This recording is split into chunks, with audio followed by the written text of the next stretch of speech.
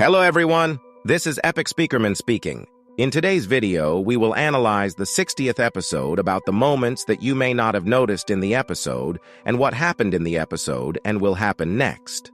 Don't forget to subscribe to the channel, put a like, and put a bell to not miss new videos on the channel. At the beginning of the series, we see two cameramans hiding on the roof and moving very quietly to observe what is happening on the terrain. Besides, this region is similar to the one where they fought for the liberation of Titan, who prevented the advance of the organization's troops against the Skibidi to destroy them and take back the regions. Besides destroying the worst enemy of G-Man, who is a strong opponent. We heard the word Skibidi in the beginning.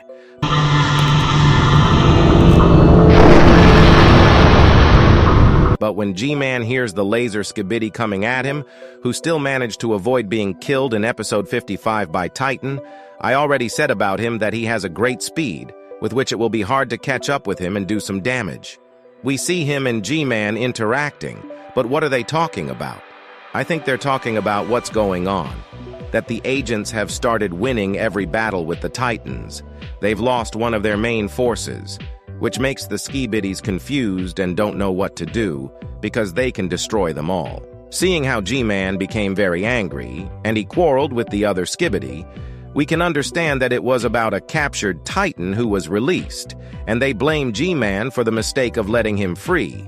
So they blame him, because with his release, he turned the outcome of the battle and soon, they can reach the base, destroying all the Skibidi on the way.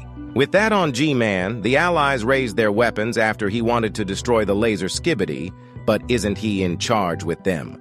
He may be their boss, but they're not going to tolerate his aggression towards them either, especially if it's his own fault or he's not in charge and he's just strong, which makes him in charge, because if he knows what's going on in the areas where there are battles going on trying to capture or hold them, then he can come help them or come up with a plan that will help them somehow. In the battle, I'm more inclined to the second option, because after his aggression, Skibidi decided to destroy G-Man if he was in charge. Then, after his death, everyone would be tense because of his loss. Yes, I agree that he is with us from the beginning of the series, and the strongest Skibidi that is in the series, but he did not affect their appearance. And looking at other series, he is no different from other bosses in strength and defense, just knew how to be in the right place, and when the first Titan appeared, he knew that he could destroy him, did not do it because it was only his beta version, and then it was already improved, which could lead to defeat. So the parasites are very helpful in capturing the Titan because G-Man was losing one-on-one to all the Titans. And what do you think? You write comments. I am interested to know your opinion. In this series, we are in one of the bases of the Skibidi. It is not a main base, and I do not think that it even exists. For their safety, they just have many different points for different activities, and in it we see an airplane and hangars standing next to each other. In addition, on the runway stands G-Man himself. It turns out that this is one of the bases on which are made and repaired Skibidi, which need it with the help of metal that they find at hand. As the author wrote in the description of the series, Astro Toilets are mad at G-Toilet's failures. They had high hopes for him. But in the end, there was a failure, and initially it seemed that he was very strong, so they decided to punish him. Also, we see that Skibidis are not very friendly, even towards each other, and they have conflicts even among themselves. But this is only to the advantage of the agents. Unfortunately, no one can know exactly what they said in this series, and Dafouk did not give any clue, except that he voiced earlier. When one Skibidi was holding him and the other one was getting ready to shoot him with his laser, as the scientist suddenly appears, it turns out that Skibidis has no other characters left but him, and he has to do something because after the power indicator comes G-Man, who couldn't stand the loss of Speakerman. Most likely scientists will fix G-Man, but how they two will fight against two Titans I can't imagine. Yes, scientists look stronger and made in many parts from enemies, which can't be intimidating. Only with many strong opponents they can't cope.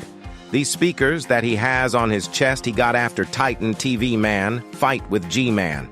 The scientists will be able to come up with something in a short time to create some kind of fight against them, like making the parasites even smaller, or making a formidable strong enemy that will do a lot of damage to them from far away.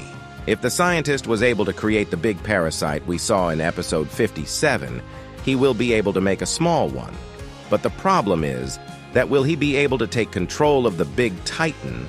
I think not, because he has a lot of wires and systems that need to be controlled to control him. I wonder how will the scientist use the speakers as agents, or will be a new weapon?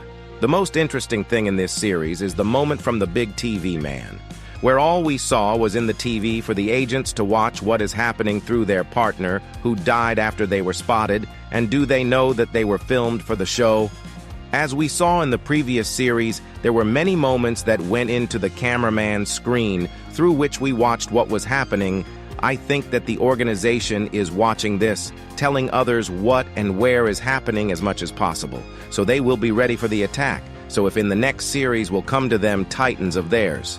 At this point, what we know about the Titan TV man is that they are also angry at the agents, and I already told you about where there's something scarier than Skibidi Toilets. So we can expect him to betray us, but it's been so long since he's been fixed, it means he might be stronger than any other Titan.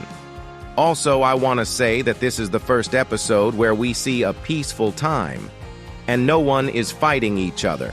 Not counting the end, also the base where G-Man is fixed. Also, we see that this is coming from the area where the last battle took place, so there is a chance that it was just a recording, so the Titans need to hurry up so they are not too late to create something dangerous for them and their partners, and this TV man is not made of human skin like the cameramans are, but of metal and can hide his TVs in his body.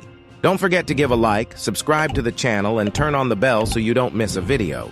At the turn of the camera, we can see a very strange agent. I think he looks like Speakerwoman from the last series, if it's really her.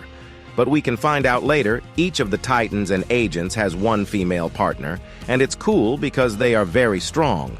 But we haven't seen what Speakerwoman can do. I think she can surprise us. Then we can see that the Titan is very serious and wants to take this fight faster to destroy Skibidis. How to say the fuck, it has just begun, and we are in for an interesting sequel. I think the scientists should rebuild G-Man and create something much more powerful and come up with a plan to destroy or capture the Titans. Also, I hope to see soon TV Titan who hasn't been around for a long time and see whose side he will be on. By the way, the regular Skibidis were just watching G-Man's showdown with the Skibidis the whole time. It's because they can't confront them without orders, meaning they realize who's in charge. Well, that's the end of the video. Thanks for watching. I'll see you in the next video.